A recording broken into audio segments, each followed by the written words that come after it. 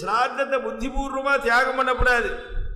சாஸ்திரத்துல ஒரு இடத்துல இவன் அறியாமல் ஸ்ராத்தம் பண்ணக்கூடிய நாள் தவறி போயிட்டா என்ன பண்றதுன்னு ஒரு சொல்யூஷன் கொடுத்தா இல்லையா?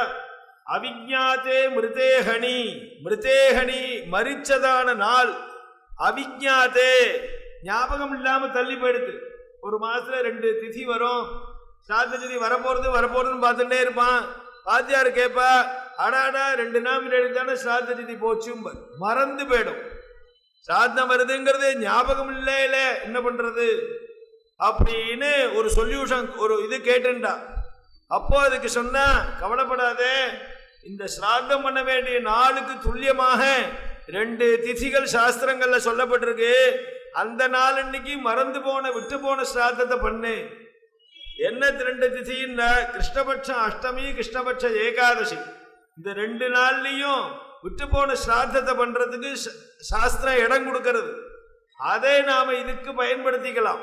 எங்கேயாவது வெளியூர் போயிட்டான், மாட்டினுட்டான், வர முடியல அப்படின்னு சொன்னா அடுத்து வரக்கூடிய கிருஷ்ணபட்ச அஷ்டமியிலையோ ஏகாதசிலையோ பண்ணணும்ங்கிறது தான் சாஸ்திரமே தவிர அடுத்த திதியில பண்றதுங்கிறது சாஸ்திரம் இல்லை. அதனால இதே மாதிரி விதேசத்துல போய் மாட்டின்றவன் ஸ்ராத்தம் நடக்க வேண்டிய அன்னைக்கு ஸ்ராத்தம் பண்ண முடியலேங்கிற ஒரு பశ్చాத்தாபத்தோடு கூட மனஸ்திருப்திக்காக 2 பேரை கூப்பிட்டு அன்னம் போட்டு ஏதோ ஒரு மாதிரி பித்திருக்கள் ஞாபகமா ஏதோ ஒரு கர்மாக்கள் பண்ணிட்டு எப்போ பாரத தேசத்துக்கு வராலோ அதை ஒட்டி கிருஷ்ணபட்ச அஷ்டமியிலையோ ஏகாதசியிலையோ விட்டு போன ஸ்ராத்தத்தை பண்ணிடணும். பண்ணினாத்தான் இவனுக்கு மேற்கொண்டு நல்ல காரியம் பண்றதுக்கோ ஒரு கோவிலுக்கு போறதுக்கோ அதிகாரத்தன்மை வரும். இவன் ஸ்ராத்தத்தை பண்ணாத பரியந்தம் தேவதா உபாசனத்துக்கு இவனுக்கு அதிகாரம் இல்லை. அதனால வரும்போதே முன்னாடியே போன் பண்ணி